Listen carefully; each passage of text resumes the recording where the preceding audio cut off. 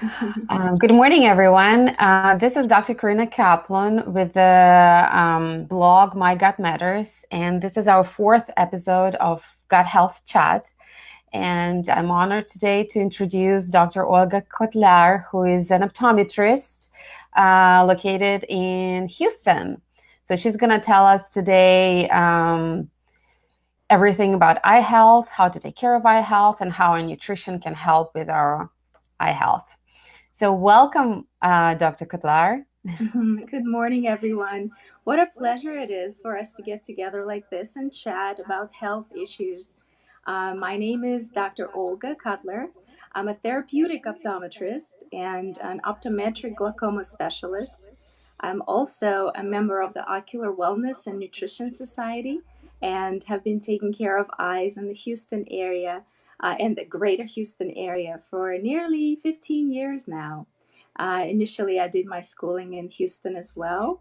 I received my Bachelor of Science from the University of Houston, and I graduated the very coveted University of Houston College of Optometry program in 2003. And I really enjoy my profession. I'm very happy to discuss what it is that we do. Thank you. Thank you so much for introduction. So tell us, please, one of the questions that bother me, what's the difference between optometrist and ophthalmologist? Not everyone always understands the difference between the eye care professionals. Let me say that ophthalmologists are mainly surgeons, and optometrists are primary care eye physicians. We don't do surgery, but definitely love taking care of refractive conditions and diagnose and treat a variety of eye diseases. Okay, Yeah. thank you for explaining. Now it makes sense. So, is it true that eye is the window of health, or basically, if Sure. you look into the eye, you know what's going on with a person? Yes, your eye is a fantastic organ. It is often called a window to your health. People just don't realize that eye is a biomarker for many diseases. There are over 170 systemic diseases that can manifest in the eye. And I can show you a little picture, a little diagram that sometimes I use as a visual aid when I talk to my patients about the maybe eye structures or particular pathology that's happening with them, and I can tell you guys that what an easy view for the eye doctor to look inside and visualize the retina. And your eye is one of the only places in your body where you can just look in and see your blood vessels without cutting you up, and Wow. it's the most non-invasive way of examining microvascular changes. I'm often one of the first professionals that can point out to someone that perhaps it's time to be checked for blood sugar issues, or we don't want to see these things, of course, but if there's a cholesterol plaque sitting in the vessel, that's more of an emergency situation. So yeah, we can actually, I wanted to tell you guys that there's a short but very interesting documentary about my profession available online. It's a very easy website. It's openyoureyes2020.com. And I think it's important that we start to understand what are the differences between the specialties. And a lot of us are very weary about going to doctors, but eye doctors are a very different breed. We're probably one of the few professionals that will actually sit down and listen to a patient instead of rushing out the door. Yeah. So um, and I'm happy to talk about some of the things that I talk to my Yes. patients about. Before. Yeah. Hmm. So what do you mentioned that you do see different diseases like a cholesterol plaque, Hmm. or you might see something that will indicate that a person might have problems with insulin levels. So what do you see? How does a normal eye look like, and how does an abnormal vessel in the eye look like? Sure, sure. So we can all probably agree that there are hardly many isolated diseases, and many processes are interconnected, especially with chronic illnesses. And I can tell you that because a lot of the diabetic problems, those are vascular diseases. And when we're saying that I can look in and take a look at your vasculature, I can see if there are any abnormal processes happening in your blood vessels, especially in the smaller vessels in the retina. It is not fun getting those signs, and obviously I have technology in the office that can capture those images, and I can share them with the patient and really influence them and motivate them to start taking care of themselves, just by the fact that I can show them little hemorrhages perhaps, or collection of inflammation or exudates on the retina, or thickening of the retina because of excess fluid leaking. um, and yes, we can talk about the problems and diseases and how they come about, and even how we're going to treat them.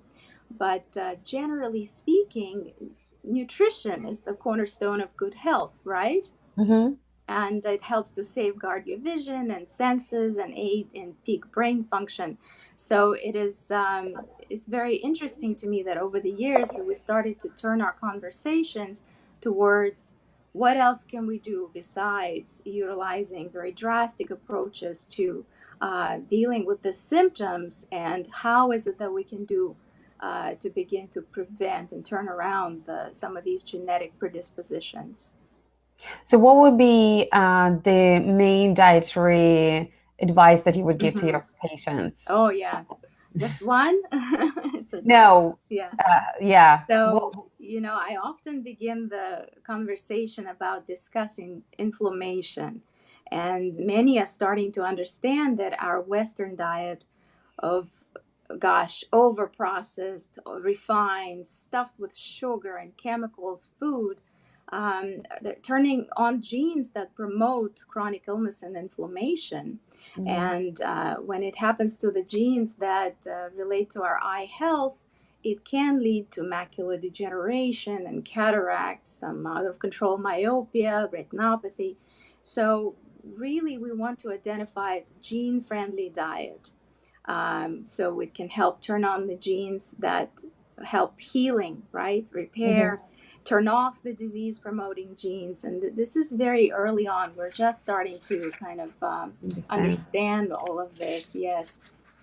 Um, I can tell you that hardly anybody argues about importance of complex carbs or fiber and stable insulin levels in our diet. I mean, with our bodies, but not not many are actually aware of the importance of balance between saturated and unsaturated fats, right? For our Mhm. cells, for our nerve function, or how important is it to have enough protein for our muscles and tissues? And how many of us really understand vitamins or minerals or antioxidants, right? So when we're talking about what are the main things that we recommend to patients, we usually talk about antioxidants, anti-inflammatory foods. This is a funny one. I often shock my patients because I tell them that carrots are not at all the most important Ah, vegetable for their eye health, but rather spinach is, hmm, because of the antioxidant properties. And uh, if I had to summarize things in one advice, I would say please include different color berries in your diet, fruits and veggies, lots of different colors, right? So you can get all your carotenoids and bioflavonoids and uh, polyphenols, and yeah. but don't forget about nuts and beans and whole grains, and one other very important antioxidant, dark chocolate, of course, of the good quality. These are wonderful sources of antioxidants.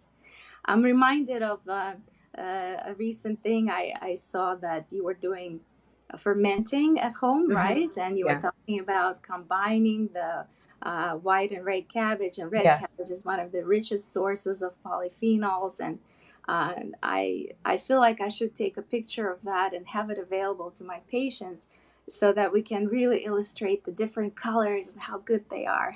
Yes, because different polyphenols are present in different color vegetables, Indeed, and indeed. Yes. that's what I'm One, talking. yeah, one of the I should really try to maybe create some kind of visual aid with pomegranates, because that's really one of the richest ones there is. Yeah. Yes, exactly. And it's interesting because when we talk about the importance of microbiome and what is needed for the microbiome, it's pretty much the same is valid for all other organs. Yeah, So as long as we're, including the variety of different healthy, yeah, non-processed foods with all those yeah. natural nutrients, Yeah. will probably do, so good for, We would do our best really to yeah. prevent inflammatory conditions. And uh, I was thinking, just like you were saying, what can we do for ourselves? And I'm a big proponent of getting your nutrients from your diet. I am not a big fan of synthetic multivitamins. However, realities of modern life don't always make this a possibility, right? And I do discuss supplementation with my patients. We spend a lot of time talking about the daily supplements. And in addition to maybe a multivitamin someone may take, it should always include lutein and this another one that's really difficult to pronounce, zeaxanthin. Of course, Mhm. you guys know about zinc and copper, and everybody knows about vitamin C. There are two more important ones, vitamin D and EPA, DHA. Mhm. And so all these supplements, they promote retinal and ocular health. I can especially rely on vitamin D when I recommend if someone needs immune system support, for example, if they've come down with a viral conjunctivitis or maybe a herpetic infection, and those are all very uncomfortable, that rather, I would say, Mhm. painful herpetic corneal infections, and we rely on vitamin D to help survive those conditions. Yes. And so one of the most important ones, of course, right? Mhm. Did you already guess on what's the most magical and super important and super wonderful supplement? Starts I with an bet O, just like my it's name. probably omega-3. Omegas, yes, yes, yes. We cannot talk about nutrition if we don't mention omegas. Uh, you guys, optimal vision requires optimal brain function, right? Healthy brain, brain tissue needs many, many delicate omegas, omega fats, and we should strive for a balance. You guys have heard of omega 6, right? And omega 6 to omega 3 should be about 4 to 1. And I can tell you that there are lots of studies that point out that because of our overprocessed and refined everything diet, and also our meats and fish that is farm raised and fed corn and just not produced very well, we usually get a ratio of 20 to 1 or 25 to 1. That this is really Mhm. scary. It should be 4 to 1 if we could handle, if we could do anything about it. One of the most common eye conditions that stem from these kind of imbalances is dry eye. And Mhm. how many of us know what dry eye is, right? Yeah. Too much omega 6 is pro inflammatory. So it's messing with the lacrimal gland and meibomian gland function, and sometimes even leads to an overgrowth of Demodex mite on the lids and lashes. And so patients would come in and complain about discomfort around that area. And believe me, there is nothing pleasant about viewing a patient's eyelid through the microscope. We have these slit lamp microscopes, and you can see them just infested with Demodex, and they're moving and looking back at you. Yeah.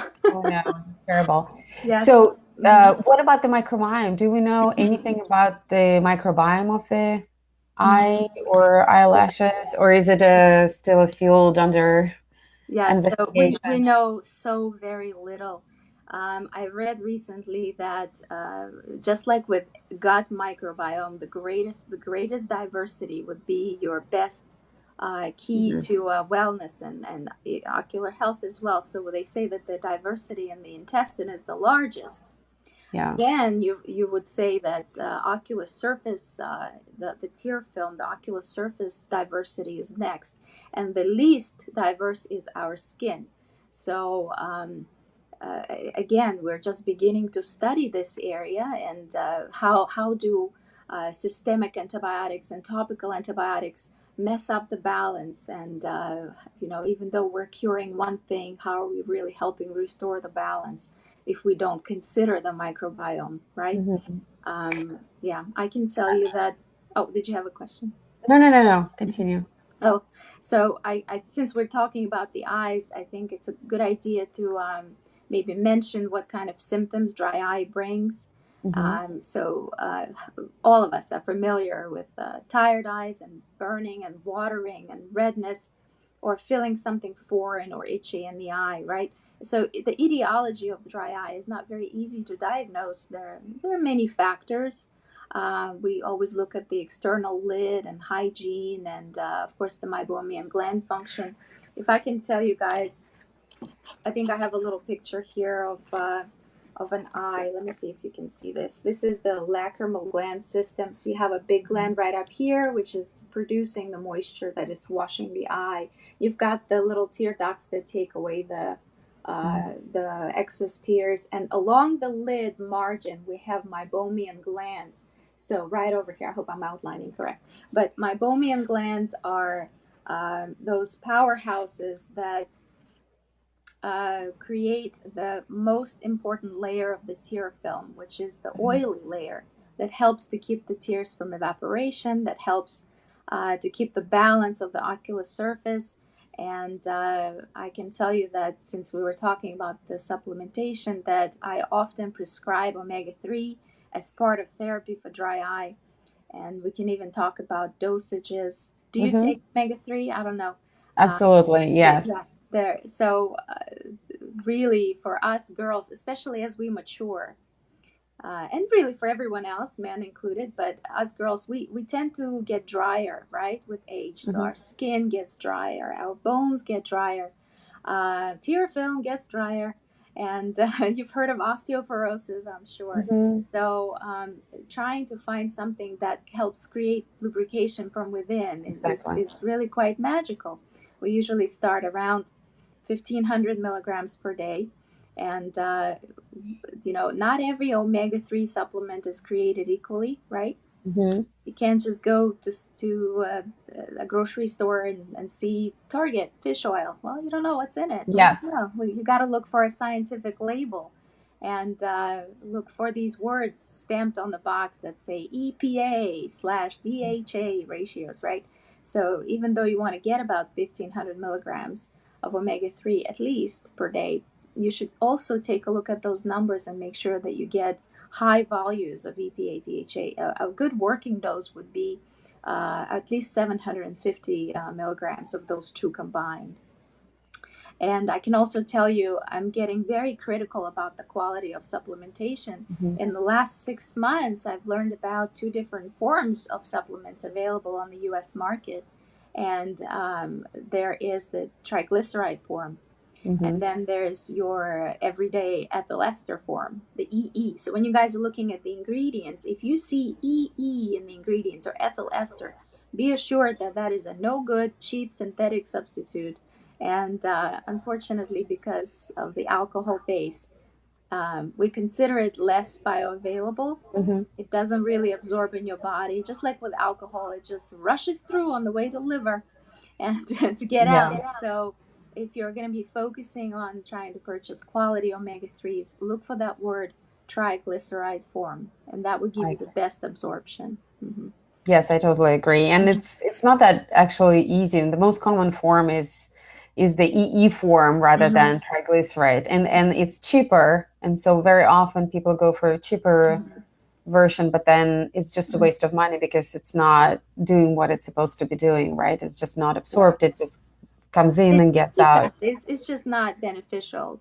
You're just taking some oils, they just Yes. do you. I often tell patients that if you're purchasing in bulk, that's also a Hmm. mistake, because who knows how those things are warehoused and before they're retailed. So if you open a jar and you have a little bit or a lot of a fishy smell, that supplement is very stale. It should not be smelling. It should really be odorless and tasteless. Very rarely do patients get reflux, or we call it fish burpees, Hmm. from a quality supplement. So if you have one that doesn't agree with your digestion, move on. Try to find something else. I can give you an example of a good one I recently discovered. I just don't know if it's appropriate. Yes, of You course. can say brand names, yeah. So there is this widely available brand called Nordic Naturals, and you can Mhm. get it online, and you can certainly see it on shelves in your health food stores. This is the one that, as a rule, actually uses triglyceride form, and it shies away from ethyl esters. The best one, you guys, is not sold in capsules, but really is the liquid Okay. cod liver fish oil. Yuck. I don't know if you can Mhm. take that, but that's really the best omega-3. And I try to buy little gel caps that have a strawberry flavor. That's the one I favor. Yes. Yeah. It does go rancid very, very quickly. So you Mm-hmm. do have to also, they often, some professionals advise to keep it in the refrigerator to make sure Mm-hmm. it lasts a little bit longer. Mm-hmm. And yeah, if you feel the smell, it's not Yeah. good. And by the way, talking about omega-3, as of last year, omega-3 was officially named prebiotic too. So it means that it Oh. can, Uh-huh. it actually, there's enough scientific evidence to show that it's improving gut microbiome. It's improving the balance of the gut microbiome and diversity. So, it's a win-win. That's wonderful, wonderful. And another thing that patients always ask me, well, how long should I take it for? Well, the answer is till death do you part. So just take it. It is a Just take it. dietary supplement indeed. And yeah, you can take breaks now and then or find, go from a few different brands to see what really agrees with you. But yeah, take it. Um, there are some patients that don't feel like maybe they should be getting everything in the supplement form, and they try to look for more natural sources. And Mhm. the best source of omega-3 would be the oily fish, like the mackerel and the salmon. But boy, we used to say just eat more fish, but I cannot with in good conscience really say that anymore to my patients because of farmed fish and because of mercury toxicity. Mhm. And I really encourage you to be careful. Yes. And With that's a yeah. very good point that you bring. So you have to be also careful when you're choosing the omega-3 to look for those that were extracted from a small fish rather than very Mhm. big fish, right? Because the big fish will have a lot of mercury in it. Um, Yeah. yes, yeah. You often see little anchovies or krill, Yes. things like that. Sardines and things Yeah, like that. those Yes. those are quite popular. Yeah. hmm So what about the vegan form? You know that it's a Mm. popular trend right Hmm. now. A lot of people are Hmm. vegetarian or Hmm. vegan. Hmm. What do you think about that type There of omega? certainly there are so many advantages to having that kind of diet. So you have to know what you're doing, just like with anything. There are some patients that pose this question that I cannot have fish is an animal product. I'm a vegan.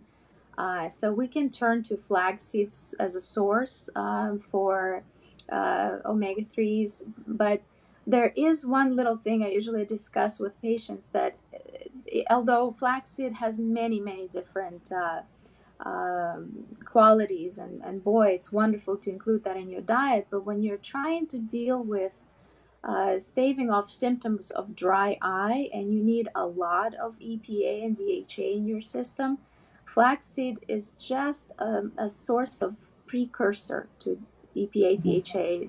It's really ALA that you get from including flaxseed in your diet. They're not that great in boosting omega 3s. Our human bodies can only convert about 1% of ALA to the needed EPA Mhm. DHA form, not nearly efficient. So, yeah. So that's a disadvantage of. Yeah, flaxseed is one of the most popular choices. Yes, it's good to include it. Not very therapeutic for the dry eye symptoms. So we often encourage proper supplementation. Yeah. What about algae? There is sometimes there are Mhm. products where you have DHA isolated from algae. That. You'll have to look it up and look further at it. I'm sure there are so many, and to this day, we really try to look for the triglyceride form of EPA DHA, really to improve the symptomology, so we don't have to reach for medication. Mhm. Okay. So to summarize the supplements, you talked a little bit about vitamins, and we talked more about omega-3. So do you think omega-3 is more important than vitamins, or would you also put an emphasis on certain vitamins that could be very beneficial for eye health? Bottom line, diet is the most important Yeah. thing. Get your nutrients from your diet. And we only rely on supplementation. You guys, it goes through you. You don't know how much is absorbed. And when you start reading articles about you have to take this with fats and this without fats, and don't you dare take milk, and it just gets very confusing. So, bottom line, supplements are supplements to your balanced diet. So, get your nutrients from your plate of different colors, all kinds of berries and fruit and veggies. This is what we really need. And your body figures out exactly what to get and what you're deficient. Okay. Yeah. So when it comes to the vitamins, it's Yeah. better to get it from foods. Yes. But omega-3 it's hard to get from food, so it's really good one of those advice. essential things. Yes, It's exactly. necessary. Right. Okay, so thank you for that. Now, since you're a woman and I'm a woman, and there are a lot of followers who are women, we all care about looking good and having beautiful lashes. And what do you think about those products that are very popular on the market right now that are making our lashes grow faster and making them longer and so on? So what do you think about those? Are they healthy? Is it good for eyes? What a good question. So there are different types of lash growth serums. One of them is actually prescription quality one, and then there's a series of over-the-counter ones. I can tell you with certainty that they work. And if you are a young person, you can certainly tolerate this influence from, we would call that as environmental factor, right? You're influenced from the outside. The interesting story about Latisse, which is the prescription medication that is used for lash growth, it was discovered when little old ladies would be put on glaucoma medication to lower their ocular pressure, and then they would come in after months of use with these beautiful baby doll lashes. It was literally noticed that there's a cosmetic benefit to this medication that's been formulated for glaucoma use, and as a result, some short studies were done to apply the medicine directly on the lash line, and what happened was the serums, they increased the length cycle of the lash. So instead of falling out in 14 days, it falls out 5 times later, something like that. And I can tell you that sure, it works. It's great. It only works as long as you use it, and you have to be careful because not everybody tolerates it very well. I can tell you that Mother Nature knows best, and maybe Mother Nature knows what a good ratio length lash should be, right? Really, some patients would come in with just a little bit of a topical allergy. Those are easy. You just discontinue the preparation and you get back to norm. But then there's some that have more serious side effects, and I myself have seen weakness of the muscle that lifts and lowers the eyelash line, just the whole lid, and then something that is almost irreversible called orbital fat prolapse. So this is the appearance of a sunken in eye because the medication or the over-the-counter preparation has influenced the orbital fat around the eye itself. Yeah, so you have to be careful, and you can't know. I like to recommend that if you're starting something like this, somebody should really be following you. Yes, it's better to get advice from your optometrist, right? Because there are so many other environmental factors that influence the ocular surface health. And, of course, we're going to talk about cosmetics, but then what about the lash extensions? Because if you're not going to go for the lash serum and you want the big, beautiful baby doll lashes, boy, it's so popular, right? I'm sure you've seen. Yes. Because I get to look at the eyes behind the microscope. I've seen some lash extensions, indeed. My concern there is not everyone's very skilled at applying them, and of course The glues that are being used are not always high end and high quality, and patients often develop allergic reactions to them. The lashes tend to once the extensions are applied and the lashes live their life cycle, they take longer to recover. So often when you remove the extensions, you realize that, oh, I don't have as many lashes, and it takes several months to kind of start to gain back some of the original lash growth. But I can tell you that the biggest concern I have is hygiene, because we talked about the Demodex, right? Yes. Demodex is a mite that lives on our skin. It just lives there, and it's controlled by the balance of microbiome. But if you disturb that balance, if you do Mhm. not pay attention to the lid hygiene, as we often do because we invested in these lashes and we're not supposed to touch them, we're not supposed to disturb them, all of a sudden bacteria gathers and has a party and begins to shed waste into the tear film. And Demodex overgrowth causes conjunctivitis and other problems, including the dry eye. So I am not, I repeat, not a fan of lash Okay. extensions. I So if was just you're going going to to, ask you yeah, that. Yes. if you're Would you going to recommend do to it, your daughter, would you yeah, allow your daughter, for yeah, example, to have yeah. lashes like that? You probably wouldn't. So again, yes, you can do it once in a blue moon, if you wanted to Mhm. try it, if you go to a reputable place, and, good luck if you have a reaction to it, and we can take care of it. But as a how they make you purchase these plans of sign up and you can get your refills and come in every Mhm. 2 months or whatever. This is just really detrimental to the ocular surface health. I don't like it. Hmm. Well, thank you so much. Thank you. That's very important information for all the ladies out Hmm. there.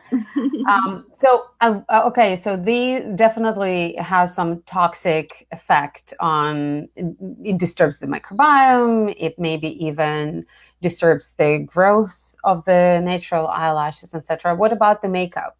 Hmm. Is it important what kind of makeup we're choosing, what kind of eye shadows we're using, Hmm. and mascara? Like, okay, Hmm. mascara, everyone, I'm using mascara. So what's your opinion on that?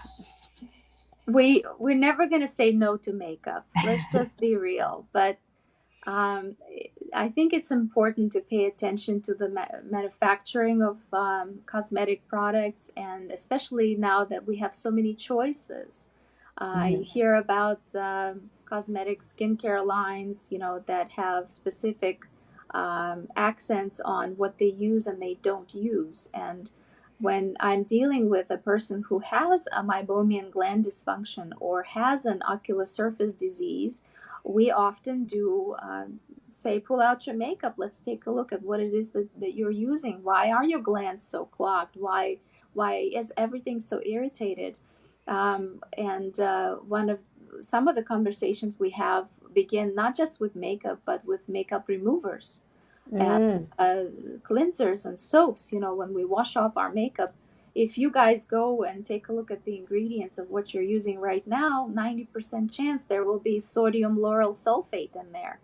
And you know what it does? It dissolves the natural oils of the face and eyelids. And you use that chronically, and good luck. Of course, preservatives are another big thing that we should be careful about. They're everywhere. We need them. We don't want bacteria growing or fungus beginning to take place, right, in our makeup. But they can be detrimental to the function of the glands and ocular surface. So, how scary do these sound? Hey, have you heard of formaldehyde? Hmm. You know what that is, right? It's the same Yeah. stuff that is used in embalming fluids, but it is one of the most common cosmetic preservatives. Parabens, another one. There's a really well-known one called BAK, which is also a preservative, and they're everywhere. You can look at the ingredients and most common, most favorite cosmetic things that you're using, and they will be there.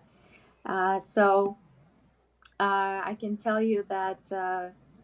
Uh, we know that hormones really play a role on our gland function. So we have the meibomian glands that we want them to work well and not get clogged and not get dry. And parabens it's so interesting, but they do exhibit like this weak estrogen function, like a hormone on the glands, and uh, this estrogen effect is influencing the glands in a very negative way. Have you heard of this one called methylparaben? It's everywhere, yeah. And not only does that influence the glands, but it actually messes on the cellular level with the conjunctiva or corneal cells. So when we start to look at the like what can we do, we should avoid those kind of products. And another favorite one of mine is paraben free. You guys see paraben free marketing Mhm. right everywhere, but it is a marketing ploy. If you look very carefully at the ingredients there, they may not have the exact paraben, but they will have a derivative of formaldehyde. Mhm. Phenoxyethanol is one of them, and just as bad. Yep, you have to be Okay. very careful about it. Okay, so we do need to take, to care about what we're putting on our face, basically, and around our eyes. It's very important. Are there any particular favorite of yours, makeup brands or? This is a tough one as well because you try to find one that works for you and you like it, and then you Yeah. discover something bad about it. I was not until long ago I was using something that had labeling for cancer warnings, especially because state of California is so Mhm. egregious about labeling everything that causes cancer. Well, I didn't know that my sunblock was one of those with a big, huge label on it until I started to look into it. Yep. So um, there are several lines that are working on clean ingredients, right? And so I'm very thankful for finding this company called Truora because it does have the no list of the no bad ingredients list, and they do seem to manufacture things with higher integrity, and it agrees with my skin. And I know there are many people who are starting to love it. So it's worth taking a look at it because unfortunately the FDA doesn't help us in this regard. We have to be on our own and do our own investigation. They for the production and formulation is not controlled by FDA, so they can put whatever content of preservatives in there, Yeah. which is sometimes many many levels higher than whatever you could find in the prescription eye drops. I So agree. yeah.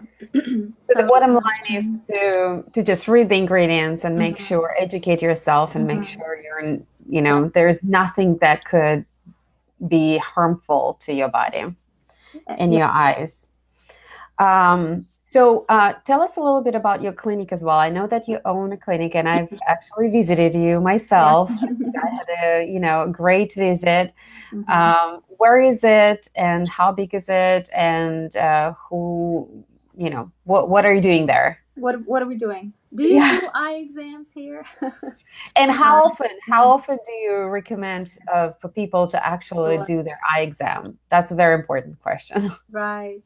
So the American Optometric Association recommends annual eye care for anybody age 2 and up, So an Okay. annual checkup is recommended whether you're a child or an adult, whether you sit on the computer all day or, do nothing but drive. Because besides checking vision, we of course have to look at the overall ocular health.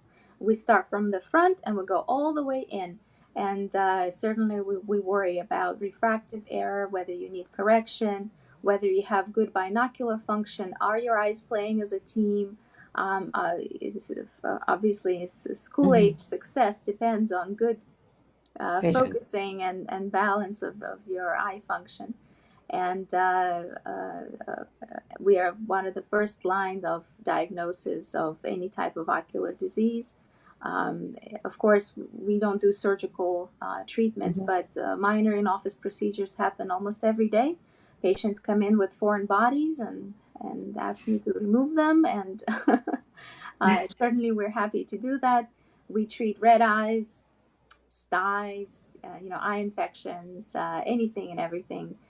We have lots of diagnostic equipment to not only for patient education, which is actually a very important component when you get to see on the screen not just some arbitrary a picture from an atlas, but your direct image, and this is what's happening with your blood vessels and your retina. It certainly helps them try to form an opinion of how they should proceed and take care of themselves. But we are trying to be on the level and provide the latest technology, the latest information, so we can help promote better ocular health. Thank you so Yeah, much. you're welcome. So my office is in the Heights, and this is our 7th year in that particular location. I work in a good symbiosis with an optical next door to me. I generally provide professional care. I don't deal with selling glasses. I really want to make sure that you have your choice with respect to that. And Hmm. uh, because we're so lucky to live in the Houston area, I work very well with many ophthalmology groups when patients require tertiary care, if they need surgical care. We do often LASIK co-management, so that would include the pre-operative care, post-operative care for LASIK, and many patients receive cataract surgery and co-management with us, so pre-operative, post-operative care after cataract surgery. So well-rounded family care, primary care, optometry is what we provide. Awesome. Thank you so much. Well, there are last two questions that were asked by some of my followers. One of them, we talked about dry eye, Mhm. and I know there are a lot of, or at least a few prescription drugs, and one of them to help with dry eye, one of them is Restasis. Mhm. Am I pronouncing it right? So, Yes. what are the side effects, and is it healthy to actually use these drugs on a regular basis long Mhm. term? Everything is very individual. So the prescription of medication has to come, after a process of evaluation. It is a wonderful medication for patients who are good candidates for it, and it is a cyclosporin type class medicine, so it does have some immunosuppressive qualities. But though when we're talking about the absorption through the eye, it doesn't really relates to systemic absorption in the same way that you would be worried about, oh my goodness, it's an immunosuppressant. Uh, Hmm. yes, but we've had Restasis for over, I think, a decade, maybe even longer. And so there's plenty of long term information and available about the effectiveness of Restasis and their side effects. Side effects can be various, from just minor stinging or burning to I can't believe I'm tasting this medicine in my mouth, and sometimes it works, sometimes it doesn't. It just really depends on what sort of inflammatory component of dry eye you're trying to treat. But yes, it does take place. We even have newer uh, medications of its class available. So Restasis is kind of an oldie and a goodie, and Hmm. then of course you have the new things that are coming up, and with Restasis, sometimes you have to wait for its effect to build up in your system over a 5 week period plus. And then there are some newer ones that work a little bit faster. Mm-hmm. Yeah, so yeah, certainly we can reach for medications when needed. Okay. Mm-hmm. But do you think that, or does it depend on the level of the dryness? Can the nutrition, if you fix the nutrition and add enough sufficient amounts of omega-3 into your diet, as we Mm-hmm. talked with, can that help with dry eye symptoms? Yeah, certainly. Well, we're practicing evidence-based medicine Yeah. here. So until we have the studies that say, no, you don't need this, but this, we cannot say with certainty what's better. It's a combination of things. How do we wish that we could avoid medications altogether? Of course.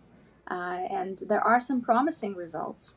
Uh, you know, uh, uh, you can simply try look at the studies where you're balancing out omegas and how reducing inflammation supports everything and all the processes in your body. So the Mhm. goal is to reduce inflammation, and yes, you can do it with a diet, indeed.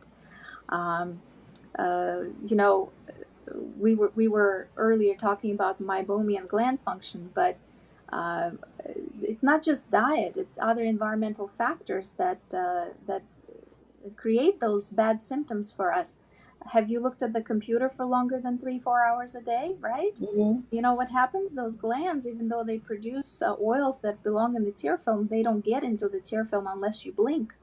And if you're sitting there staring at the computer screen, your blink rate reduces. And there's some studies that say that it reduces sixfold. And if you're not blinking, your tear film evaporates, and voila, what happens at the end of the day? Dry, greedy, irritated eyes. And what would you do? Would you go reach for medication for that? Why?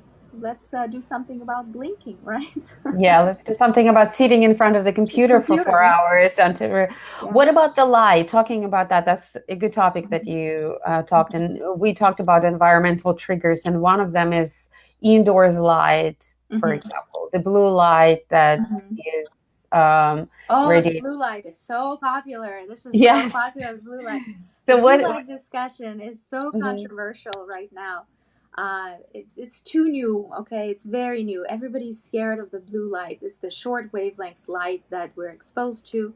And we are definitely spending a lot of time in front of screens that emit the blue light. However, you get way more light exposure just from standing on your front porch for a couple of minutes outside. The UV light, the sunlight mhm, exposure is much greater than anything you could accumulate from looking at the computer screen for years. So does it mean that we don't need to protect ourselves from the blue light? No, but we really shouldn't say that computers is the main evil here. Um, so yes, there are some uh, commercially available filters that you can mhm, purchase that say they're filtering blue light. They're not harmful at all. Uh, but you know how beneficial they are, we still don't know because there's no science behind it. However, there is one study that came out of University of Houston not too long ago. I think they're still working on it. That talks about how blue light exposure influences your circadian rhythms, and mhm. that is awesome. I even told my teenager about it. That looking at the computer screen late at night messes up your sleep cycle, Yes. and so it's that blue light that keeps you awake. Mhm, So the advice there is to put the devices away for at least 2 hours before bedtime. But if you're the kind of person that works late at night, so why not putting a blue light filter in front of your mhm, eyes to help reduce that influence on the circadian rhythms, that sleep disruption? Because mhm. we are not going to be healthy if we don't get enough sleep. No way. So yeah, so I do think that there is some merit to it. Lots of devices these days come with the blue light application. You know how Mhm. you can reduce. Yeah, so that's I think is useful. Hmm. So maybe we'll learn more about it in the future. So, is it possible to get the prescription lenses for those, for Hmm. example, for me, since I'm using prescription Hmm. lenses, it would it be, do I need a prescription from a doctor to actually Hmm. order the prescription lenses with a gray light filter or Hmm. not? So you can certainly get it without Prescription. prescription. Just if you wanted to, you know, just a Hmm. simple computer glasses. I mean, they're sold almost over the counter online, but it is available with prescription. Certainly, it's not difficult for many ophthalmic labs to create a tint. It comes out looking yellow. I don't know if you've seen it, but blue light filter is actually yellow in color. Hmm. I don't always recommend wearing that full time. So if you have a separate pair that you use specifically for computer viewing, sure, that's great. You can add that on. But your regular spectacle lenses will have 100% UV protection. Yeah. And I think that you probably wouldn't want to walk around with yellow looking lenses all the time. Yes. So I generally recommend just your usual material that is UV protected, and the anti-reflective coating on top is very helpful as well. And then the blue light, if you desire, you can add that on. And yes, it can be prescription or not. Hmm. Okay. Well, thank you so much. I really appreciate for Sure. you to come here and finding time to share your knowledge with us. Um, thank you. And we will going to share some information and add the link for that movie that you mentioned. I'm Okay. curious to see it as well Sure. in the description to this video. So thank you so much, Dr. It is my Kotlyar. pleasure. Thank you so much for having me, Karina. You're doing wonderful work, and it's lovely having this chat with you this morning. Thank you. Thank you. Have a great day. Bye bye.